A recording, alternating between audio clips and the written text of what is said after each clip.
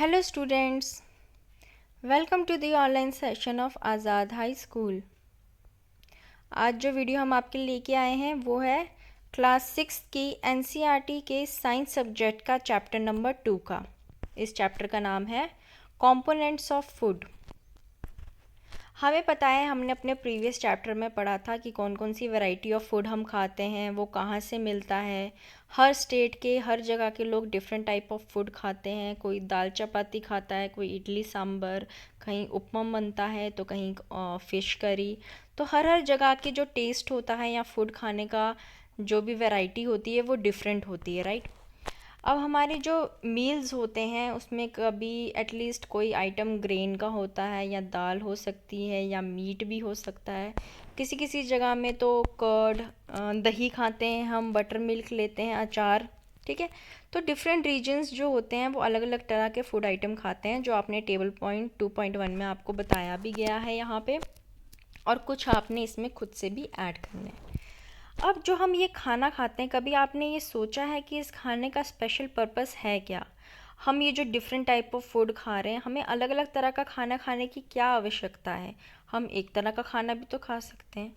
हाँ, कुछ लोग ये कहते हैं कि टेस्ट, थोड़ा वैरायटी ऑफ टेस्ट मिल जाता है, पर इसके अलावा भी इसकी बहुत इम्पोर्टेंस है, क्योंकि हर तरह के फूड में अलग अलग तरह के जो आपके मिनरल्स या विटामिन्स होते हैं वो पाए जाते हैं, जो हमारी बॉडी के लिए प्रॉपर अमाउंट में मिलना बहुत ज़रूरी है, ठीक है।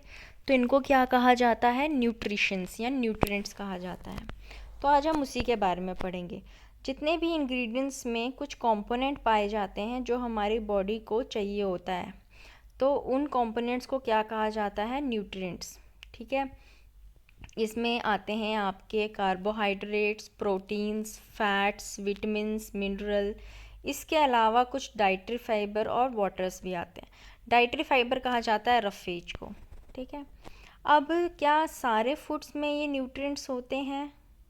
अब हम ये चेक कर सकते हैं कोई रॉ मटेरियल में कि किस किस तरह के न्यूट्रिएंट होते हैं, क्या उनमें कार्बोहाइड्रेट की प्रेजेंस है या नहीं, प्रोटीन की प्रेजेंस है, फैट की है। तो ये भी हम इसको कर सकते हैं with the help of some test. तो यहाँ पे आपको कुछ एक्टिविटी में भी दिखाया गया है कि आपको किस तरह के टेस्ट करने हैं, ताकि आपको पता चले कि कौन से फूड में कौन कौन सी रिक्वायरमेंट या वो चीज़ है या नहीं। Let us begin with the testing of different food items that contain carbohydrate, ठीक है। सबसे पहले हम कार्बोहाइड्रेट को करेंगे। अब हमारा जो मेन है कि कार्बोहाइड्रेट हमारे फूड में है या नहीं, वो पता कैसे चलेगा कि उस खाने में शुगर और स्टार्च की मात्रा कितनी है। अगर जिस खाने में शुगर या स्टार्च मिल गया, दैट मीन्स उसमें क्या पाया जाता है? कार्बोहाइड्रेट। अब हम करेंगे टेस्ट फॉर स्टार्च। स्टार्च के टेस्ट का सिर्फ एक ही तरीका है, हमें उसके लिए डाइल्यूट आयोडीन सॉल्यूशन चाहिए होता है।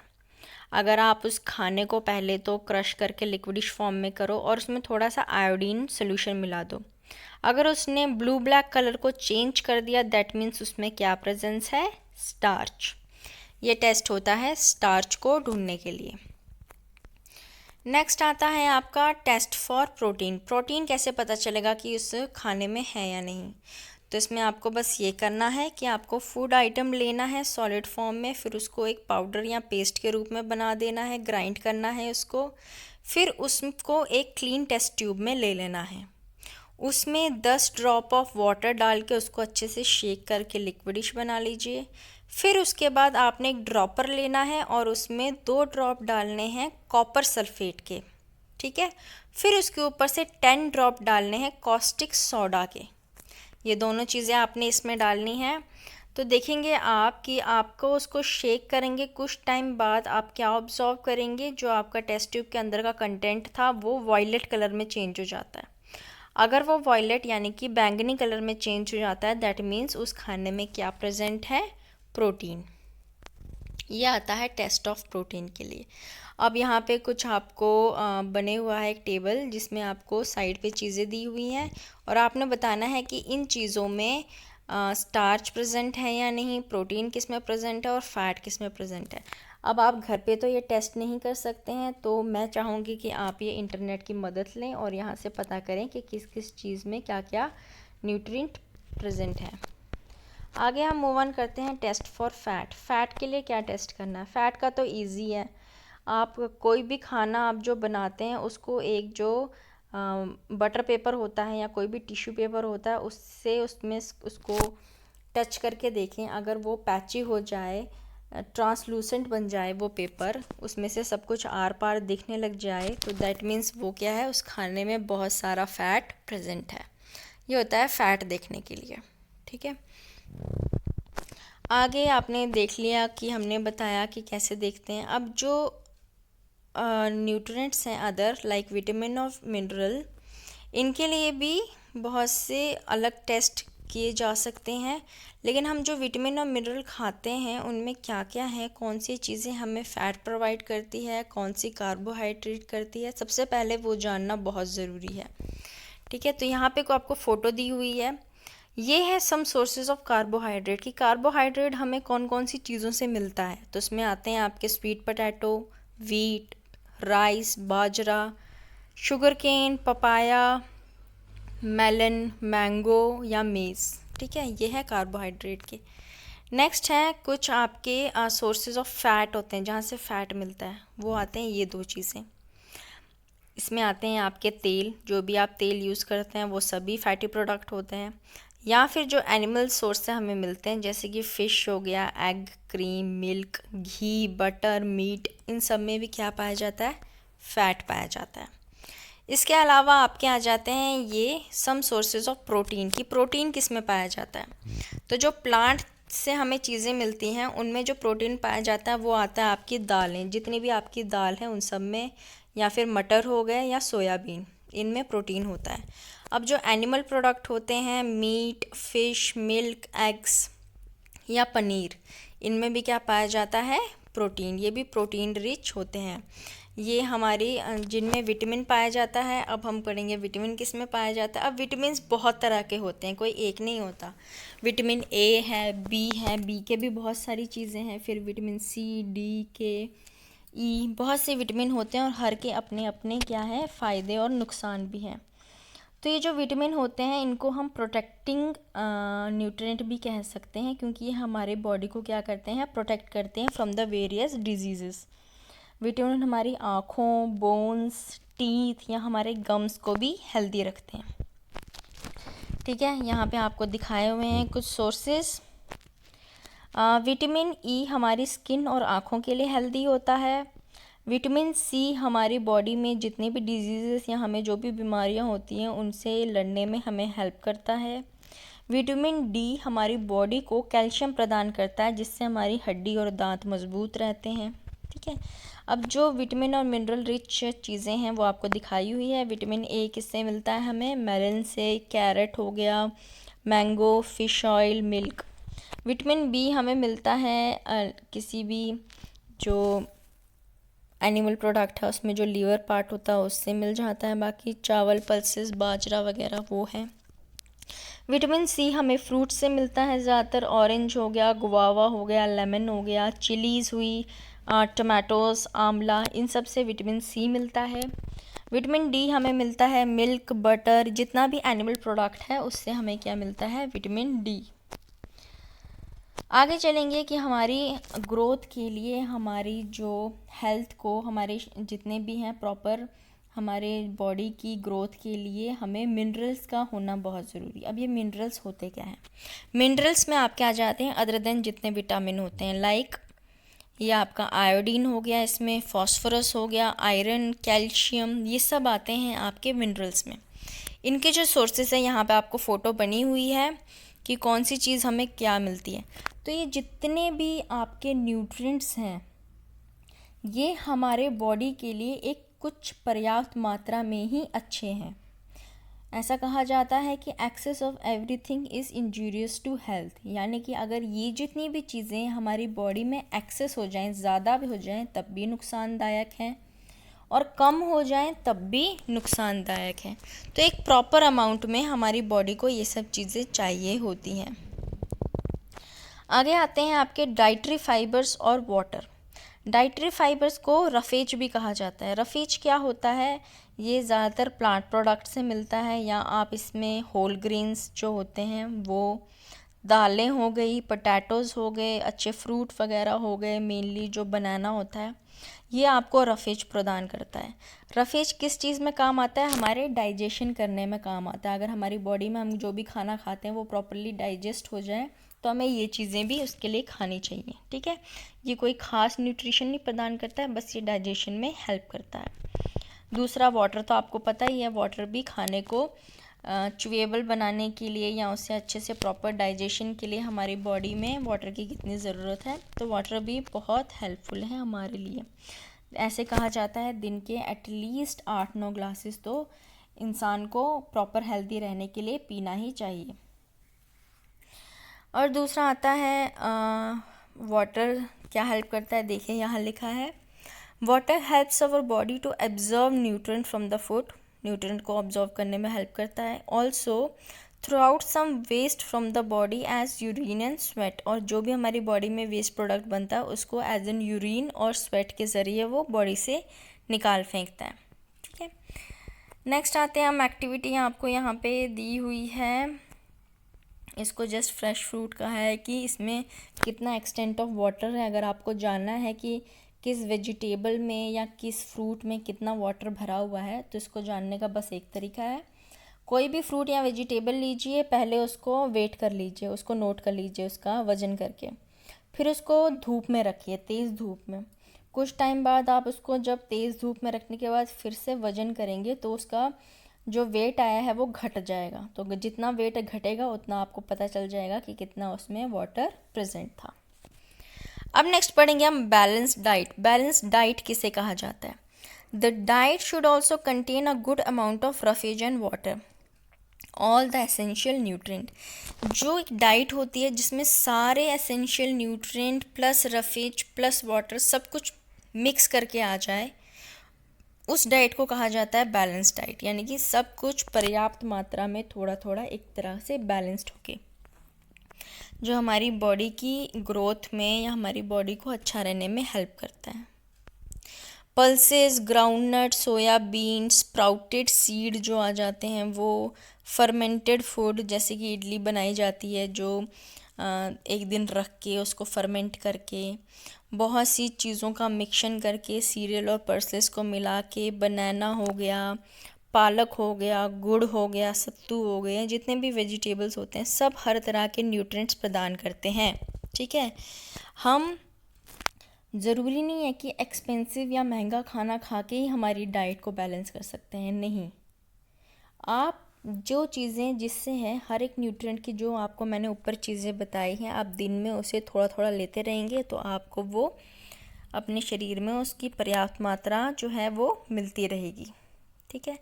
अब आते हैं प्रोसेस ऑफ कुकिंग में। कुकिंग का प्रोसेस अगर देखा जाए तो वेजिटेबल और फ्रूट को पहले धो लेना चाहिए, ठीक है, आर वॉश्ड आफ्टर, पहले धोना चाहिए, उनको काटने और छीलने के बाद नहीं धोना चाहिए। इससे क्या होता है, जो उसमें जो विटामिन होता है उसको लॉस होने की प्रॉब्लम हो सकती है, मतलब उसमें से विटामिन जो है वो कम हो सकता है। तो पहले धोएं उसके बाद काटें उसको, ठीक है। दूसरी ये चीज़ है कि बार बार चावल और दालों को भी नहीं धोना चाहिए, उससे उसके विटामिन भी ख़त्म हो सकते हैं, ठीक है। 1-2 बार धो लिया काफ़ी है। इसके अलावा खाना खाने के टाइम पे भी आप उसका टेस्ट इम्प्रूव करने के लिए बहुत सी चीज़ें डाल सकते हैं, उसमें जो भी स्पाइसेस वगैरह होते हैं वो भी डाल सकते हैं। Vitamin C can easily destroyed by heat during cooking. अब कहने का क्या मतलब है कि जब आप जो खाना बनाते हैं जिसमें विटामिन सी प्रेजेंट होता है उसको आपने ओवर कुक नहीं करना है, मतलब ज़्यादा भी नहीं पकाना। ज़्यादा पकाने से भी क्या होता है, वो भाप बन के जितने विटामिन होते हैं वो भी उड़ जाते हैं, ठीक है। तो खाने को ओवर कुक भी नहीं करना है कभी भी। जो भी फ्रूट है, जो भी वेजिटेबल आप रॉ खा सकते हैं। रॉ खाने का मतलब क्या होता है, कच्चा खाना। जैसे गाजर हम कच्ची खाते हैं, मूली हो गया, कुकम्बर हो गया, या बहुत से ऐसे फ्रूट भी होंगे जो हम विद स्किन खा लेते हैं। तो विद स्किन खाना आपके लिए ज़्यादा अच्छा होता है बजाय उसका छिलका काट के। तो जो चीज़ें आप रॉ एज अ फ्रूट और वेजिटेबल खा सकते हैं उन्हें भी ज़रूर खाएं, ठीक है। तो इस चीज़ का भी ध्यान देना है। ज़्यादा फैटी चीज़ें बिल्कुल नहीं खानी है, फ़ैट को हमेशा कम करना है, नहीं तो आप क्या है ओबीस हो सकते हैं। ओबीस का मतलब होता है मोटे होना, ज़्यादा एक फैटी लेयर आपके अराउंड द स्किन डेवलप हो जाना, उसको ओबेसिटी कहते हैं। A condition when a rich fat food में एंड अप, मतलब आप ऐसी कंडीशन होता है जहाँ पे इतना फैटी फूड आप खा लें तो आपकी स्किन में जमा हो जाए एक थिक कोट की तरह, जिससे आपको क्या आ जाता है, मोटापा। इस मोटापे को कहते हैं ओबेसिटी। अब डेफिशिएंसी डिजीज़ किसे कहा जाता है? जितने भी विटामिन या मिनरल्स हैं उनकी कमी से जो हमारी बॉडी में बीमारियां होती हैं उन्हें डेफिशिएंसी डिजीज़ कहा जाता है। डेफिशिएंसी मतलब कमी होना, ठीक है। अब जितनी भी मैंने आपको चीज़ें बताई थी उनसे भी क्या है, अगर प्रोटीन की कमी हो तो क्या होता है, आपकी बाल का कलर उड़ सकता है, आपका फेस जो है वो स्वेल हो सकता है। स्वेल का मतलब सूजना, ठीक है। आपकी ग्रोथ रुक सकती है, ये सब चीज़ें होती हैं, या कोई स्किन डिजीज़ या आपको डायरिया भी हो सकता है। नेक्स्ट है कार्बोहाइड्रेट। अगर आपको प्रॉपर मात्रा ना मिले तो आप वीक हो सकते हैं। कार्बोहाइड्रेट्स क्या होते हैं? एनर्जी गिविंग फूड होते हैं। जितने भी कार्बोहाइड्रेट्स होते हैं वो होते हैं एनर्जी गिविंग फूड। अगर आप प्रॉपर मात्रा में कार्बोहाइड्रेट नहीं लेंगे तो आपको चक्कर आ सकते हैं, आपकी बॉडी में एनर्जी की कमी हो सकती है, तो वो भी लेना बहुत ज़रूरी है। बाकी विटामिन मिनरल्स के तो हर एक के अलग अलग डेफिशिएंसी डिजीज़ होते हैं जो यहाँ पे आपको दिखाए हुए हैं। विटामिन ए की डेफिशिएंसी से आँखों में कमज़ोरी आ सकती है, पुअर विजन होती है। विटामिन B1 की वीकनेस से यानी कि डेफिशिएंसी से बेरी नामक एक डिजीज़ हो सकता है, जिसमें आपकी एनर्जी कम होती है और मसल में जान भी नहीं रहती। विटामिन सी की कमी से स्कर्वी नाम की बीमारी होती है, जिससे आपके दांतों से खून निकलता है या आपके ज़ख्म जो होते हैं वो भरने में बहुत टाइम लगाते हैं। विटामिन डी की कमी से रिकेट्स नाम की बीमारी होता है, जिसमें आपके जो हड्डियां होते हैं वो इतनी सॉफ्ट हो जाती हैं कि बेंड हो जाती हैं, एकदम टेढ़ी हो जाती हैं। कैल्शियम की कमी से बोन और टूथ डीके होता है, यानी कि हड्डियों में कमज़ोरी होना, दांत सड़ना, वीक बोन्स होना, ये कैल्शियम की कमी के कारण होता है। आयोडीन की कमी के कारण गोइटर नाम की एक बीमारी होती है, जिसमें आपके गले में क्या होती है, बड़ा सा सूजन हो जाता है या एक बॉल सा बन जाता है। और आयरन की कमी से अनीमिया यानी कि ब्लड लॉस होता है, जिससे क्या होता है, आपकी वीकनेस आ सकती है। अनीमिया मतलब होता है खून की कमी होना, ठीक है। तो ये आयरन की कमी से होता है। तो इन सब की चीज़ें या किस किस वेजिटेबल या किस किस फ्रूट में कौन कौन से विटामिन एंड मिनरल्स हैं, ये तो हम आपको इस चैप्टर में पहले ही दे चुके हैं। तो प्लीज़ आप उन्हें ध्यान से देखें और उसको अपने डेली लाइफ में ज़रूर इम्प्लीमेंट कीजिए कि मुझे कौन कौन से न्यूट्रिएंट खाने चाहिए। अगर आपको कमज़ोरी हो रही है तो आपको किस तरह का फूड खाना चाहिए, ये चैप्टर उसके लिए बहुत इंपॉर्टेंट है। इसे थॉरली पढ़ें, अपने नोट्स बनाएं, लिख के रखें और इसे अपने डेली लाइफ में भी इम्प्लीमेंट ज़रूर करें। तो यहाँ हमारा चैप्टर ख़त्म होता है, इसकी समरी आपको दी हुई है। अब हम करेंगे इसकी exercise. Name the major nutrients in our food. तो इसमें आप लिखेंगे the major nutrients in our food are carbohydrates, proteins, fats, vitamins and minerals. In addition, food also contains dietary fibers and water. Name the following. The nutrient which mainly give energy, जो हमारी body को energy देता है उनको क्या कहते हैं, carbohydrate and fat. The nutrient that are needed for the growth and maintenance of our body, तो इसमें आएगा proteins and minerals. C part है a vitamin required for maintaining good eyesight, तो इसमें आएगा vitamin A. A mineral that is required for keeping our bones healthy, तो इसमें आएगा कैल्शियम। नेक्स्ट करते हैं हम, name 2 foods rich each rich in. अब आपको दो खाना बताना है जिसमें क्या है, फैट, तो इसमें आएगा बटर एंड ग्राउंडनट। स्टार्च किस में होता है, राइस एंड पोटैटो में। डाइटरी फाइबर होते हैं whole grains and fresh fruits. और प्रोटीन होता है पल्सेस और फिश में, ठीक है।